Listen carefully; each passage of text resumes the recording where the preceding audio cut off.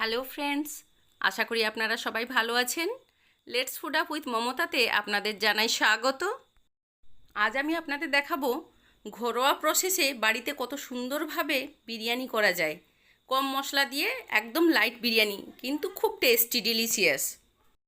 তবে চলুন কিভাবে তৈরি করলাম সবাই মিলে সেটা দেখাই।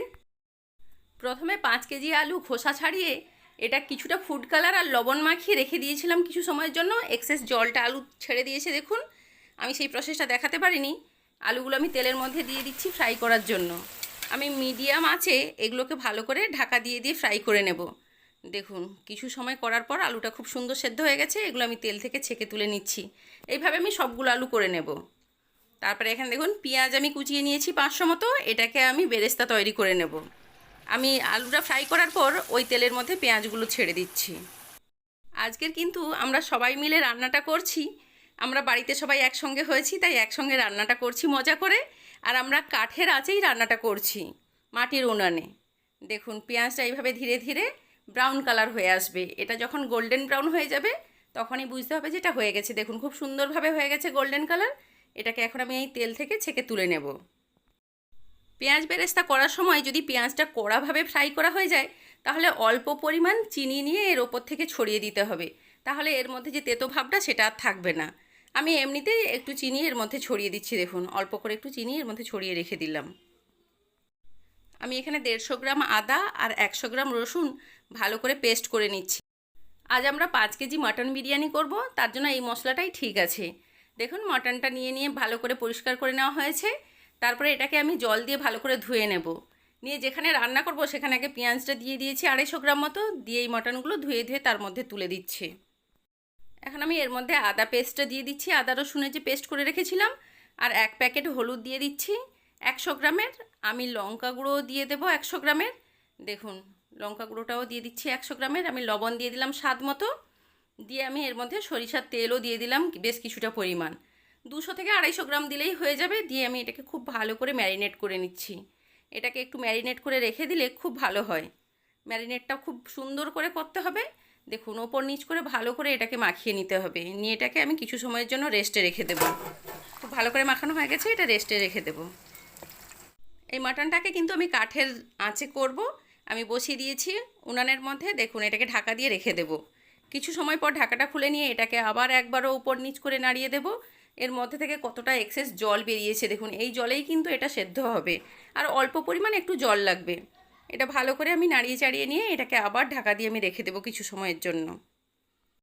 মাটন কিন্তু কাঁচা মশলা দিয়ে আগে থেকে দাবিয়ে রেখে দিলে খুব সুন্দর হয়। এটা কিন্তু খুব টেস্টি হয়। এখন এর মধ্যে আমি আরও কিছুটা পরিমাণ জল দিয়ে দিয়েছি, কারণ এই জলেই এটা সেদ্ধ হয়ে যাবে। দেখুন কিছু সময় পর এটা খুব সুন্দর করে ফুটে উঠেছে। এর জন্য আমি কিছুটা কাঁচা জিরে, এলাচ, লবঙ্গ, দারচিনি এগুলো ভেজে নিয়েছি। আর এখানে কিছুটা বিরিয়ানির মশলা নিয়েছি। দেখুন এখানে আছে জায়ফল, জয়িত্রী, এলাচ, লবঙ্গ, দারচিনি। এটা হচ্ছে স্টার ফুল। এগুলো অনেক কিছুই আছে। এর সঙ্গে এই বড় এলাচটাও আছে, বড় এলাচ। এটাকে ফাটিয়ে নিয়ে এগুলোকে আমি সব ফ্রাই করব। আমি করার মধ্যে প্রথমে কিন্তু বড় জিনিস যেগুলো সেগুলো দিয়ে দিতে হবে। আর সাজিরে এগুলো যদি আগে দিয়ে দেওয়া হয় সেগুলো তাহলে পুড়ে যেতে পারে। সাজিরে আর সামরিচ এগুলোকে পরে দিতে হবে। আমি শক্ত জিনিসগুলো আগে দিয়ে দিচ্ছি। এটা কিছু সময় ফ্রাই করে নিয়ে তারপরে আমি সেগুলোকে দিয়ে ফ্রাই করব। এবার আমি সবগুলো দিয়ে দিয়েছি একসঙ্গে। দিয়ে এটাকে ফ্রাই করে নিচ্ছি। এই ফুলগুলো দেখুন, এগুলো গোলাপের পাপড়ি। এগুলো কিন্তু আমি ঠান্ডা করে নিয়েছি। এটাকে একটা পেস্ট তৈরি করে নেব, গুঁড়ো করে নেব। এটা খুব সুন্দরভাবে গুঁড়ো হয়ে গেছে দেখুন, দারুণ ফ্লেভারের। এটাকে আমি ঢাকা দিয়ে রেখে দেবো এখন। দেখুন জিরে, এলাচ, লবঙ্গ যেগুলো আমি করে রেখেছিলাম গুঁড়ো সেগুলো দিয়ে দিলাম। দিয়ে এটাকে আরেকটু ভালো করে কষিয়ে নেব। জলটা মরে এসেছে, এই জলেই কিন্তু হয়ে যাবে সেদ্ধ। আর এক্সেস কোনো জল লাগবে না। এটা খুব ভালো মতো হয়ে গেছে। এখন আমি বিরিয়ানির মশলাটা যে গুঁড়ো করে রেখেছিলাম সেই মশলাটা আর কিছুটা পরিমাণ এর মধ্যে দিয়ে দিলাম। দিলে এটার দারুণ একটা ফ্লেভার আছে। আর এটা দেখুন আতর, কিছুটা পরিমাণ মিঠা আতর এর মধ্যে আমি দিয়ে দিলাম। রান্নাটা হয়ে গেছে। এখানে আমি 5 কেজি চাল নিয়েছি বিরিয়ানির। এই চালটা হচ্ছে 301। দোকানে গিয়ে যদি বলেন 301 চাল, এই চালটা কিন্তু খুব ভালো। এর ভাত ভেঙে যায় না, আর ভাত অনেক সময় খুব সুন্দর থাকে। এটাকে আমি জল দিয়ে ভালো করে চটকে চটকে এটাকে ধুয়ে ভালো করে ফ্রেশ জলে এটাকে ভিজিয়ে রেখে দেবো। দেখুন আমি রান্নাটা করার জন্য জল বসিয়ে দিচ্ছি।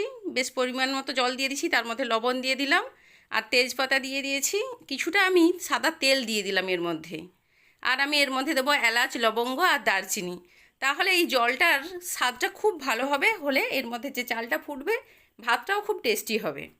দেখুন চালটা ভিজে গেছে, আমি 30 মিনিটের মতো চালটা ভিজিয়ে রেখেছিলাম। এটাকে ভালো করে ছেঁকে তুলে নিচ্ছি, নিয়ে এটাকে আমি দিয়ে দেবো এই জলের মধ্যে।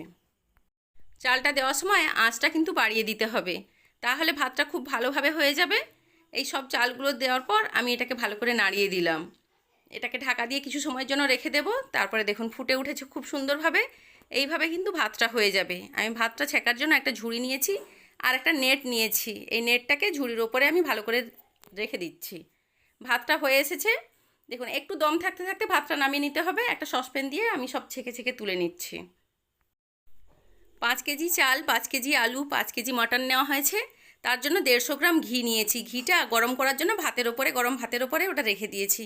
আর এখানে দেখুন গোলাপ জল 1 বোতল, মিঠা আতর দিয়ে ওর মধ্যে আমি ফুড কালার কিছুটা দিয়ে দিলাম, দিয়ে এটাকে রেখে দিলাম। আর কিছুটা আমি দুধ গরম করে রেখেছি আলাদাভাবে, সেই দুধটা আমি দিয়ে দিয়েছি। তার মধ্যে কিছুটা পরিমাণ আলু দিয়ে দিলাম, তারপরে কিছুটা ভাত দিয়ে দেবো, তাহলে নিচে আর বসবে না। মাটনটা নিচে দিলে ওটা বসে যায়। ভাতটা দিয়ে এইভাবে কিন্তু লেয়ারগুলো সাজানো হবে। তারপরে এই যে গোলাপ জলের সঙ্গে আমি এগুলো করে রেখেছিলাম জাফরান দিয়ে, এটাকে দিয়ে এর মধ্যে মশলা, কাঁচা মশলার গুঁড়োটা দেওয়া হলো। তার মধ্যে এই যে পেঁয়াজের বেরেস্তা ছিল, বেরেস্তা দিয়ে আরও কিছুটা ভাজা আলু এর মধ্যে দিয়ে, এরপরে যে মাটনটা আছে, মাটনটা ঝোল ছাড়া এমনি শুকনো শুকনো তুলে এর ওপর থেকে চারদিকে ছড়িয়ে দিতে হবে। এইভাবে কিন্তু একটা লেয়ার হয়ে গেল। এরপরে আবারও ভাত দিয়ে দেওয়া হয়েছে। এইভাবে লেয়ার বাই লেয়ার সাজিয়ে নিতে হবে। আমরা আজকের 4টা লেয়ার করছি। দেখুন এরপরে আরেকটা লেয়ারের জন্য আমি কিছুটা পরিমাণ ভাত দিয়ে দিলাম। আবারও এই জলের মিশ্রণটা দিয়ে দিচ্ছি। এর মধ্যে মিঠা আতর, কালার, তারপরে গোলাপ জল সব কিছুই আছে। এইভাবে একই প্রসেসে কিন্তু সবগুলো হবে লেয়ার, পার্ট বাই পার্ট হবে। কোনো দিনই ঝোলটা আগে দেবেন না, ঝোলটা সবার শেষেই হবে।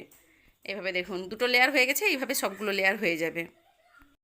আমাদের বাড়িতে সবাই কাজের সূত্রে, বিভিন্ন সূত্রে সবাই বাইরে থাকে। একসঙ্গে যখন হয় বাড়িতে, খুব মজা করে আমরা এইভাবে রান্না করি। দেখুন এটা কিন্তু খুব সুন্দরভাবে হয়ে গেছে। একদম ওপরে এভাবে মশলাগুলো ছড়িয়ে এই যে ঝোলটা থেকে ছিল, সেই এক্সেস ঝোলটা ওপর থেকে দিয়ে দেওয়া হচ্ছে। ঝোলটা ওপর থেকে দিলে খুব ভালো হয়। এই ঝোলটা দেওয়া হয়ে গেল। এর মধ্যে যে ঘিটা রাখা ছিল, সেই ঘিটা আবার দিয়ে দেওয়া হবে। আর এই দুধটা যে ছিল, একটু পরিমাণ দুধটাও দিয়ে দিলাম। এরপরে ঘিটা দিয়ে দেব। দেখুন 150 গ্রাম ঘি 5 কেজি চালের বিরিয়ানিতে, পুরোটাই দিয়ে দিলাম উপর থেকে। এইভাবে ঘরোয়া বিরিয়ানি করলে দারুণ টেস্টি হয়। এটাকে ঢাকা দিয়ে দেবো এবার। ঢাকা দিয়ে এটাকে আঁচে রেখে দেব। দেখুন এটাকে ঢাকা দিয়ে দিচ্ছি, দিয়ে এটাকে আবার আঁচে বসিয়ে দিচ্ছি। নিচের গরম আঁচ, ওপরে আর আগুন দেওয়ার দরকার নেই, ভাতটা খুব গরম ছিল, সেই জন্য আমরা আঁচে বসিয়ে দিলাম। এটাকে আমরা 10-15 মিনিট রেখেছিলাম আঁচে। তারপরে দেখুন কত সুন্দর হয়েছে। ভাতটা আবার কাটা হচ্ছে। দেখুন কতটা সুন্দর, একটুও ভেঙে যাচ্ছে না, কিছু না, একদম ঝরঝরে হয়েছে, একদম লাইট হালকা কালার। আর একদম দেখুন ঝরঝরে, আলুটাও সুন্দর সেদ্ধ হয়ে গেছে। আর মটনটা দেখুন, মটনটাও খুব সুন্দরভাবে সেদ্ধ হয়ে গেছে। বিরিয়ানিটা লাইট হয়েছে কিন্তু দারুণ টেস্টি। আপনাদের উৎসাহ ও ভালোবাসা পেলে আমি আরও নতুন নতুন রেসিপি আপনাদের সহজভাবে করে দেখাবো। আমার নতুন নতুন রেসিপির আপডেট সবার আগে পাওয়ার জন্য ফেসবুক পেজটিকে ফলো করবেন, ইউটিউব চ্যানেলটিকে সাবস্ক্রাইব করবেন, আর ভালো লাগলে একটা লাইক, কমেন্ট ও শেয়ার করে আমার পাশে থাকবেন। আপনাদের মূল্যবান সময় নষ্ট করে আমার ভিডিওটি দেখার জন্য আপনাদের সবাইকে জানাই অসংখ্য ধন্যবাদ। আপনারা সবাই ভালো থাকবেন, সুস্থ থাকবেন। ফিরে আসবো নতুন একটি রেসিপির সঙ্গে।